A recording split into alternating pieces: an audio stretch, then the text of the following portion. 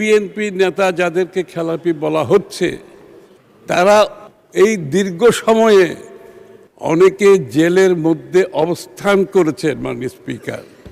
এখন জেলে বসে ব্যাংকের ঋণ পরিশোধ করা কি এত সহজ ব্যাপার?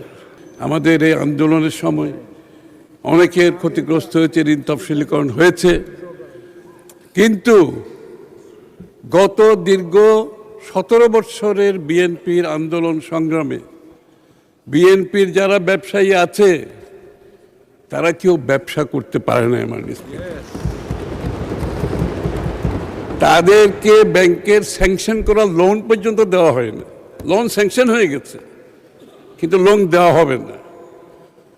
তাদের লোন অ্যামাউন্ট, লোনের সময়, ঋণের সময় যখন শেষ হয়ে গেছে এক্সটেনশন করা হবে না।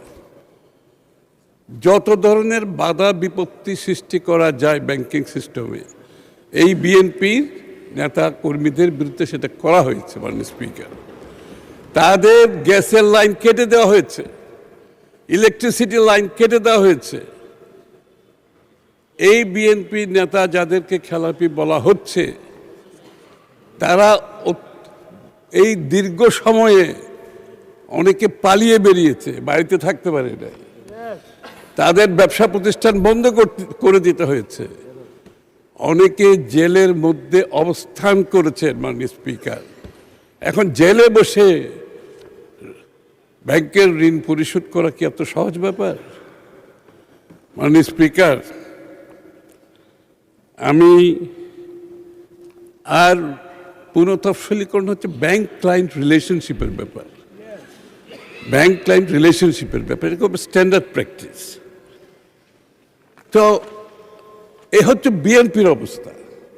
তারা কেন ঋণ খেলাপি হয়েছে, তাদেরকে কেন আজকে ঋণ খেলাপি হিসেবে আখ্যায়িত করা হচ্ছে।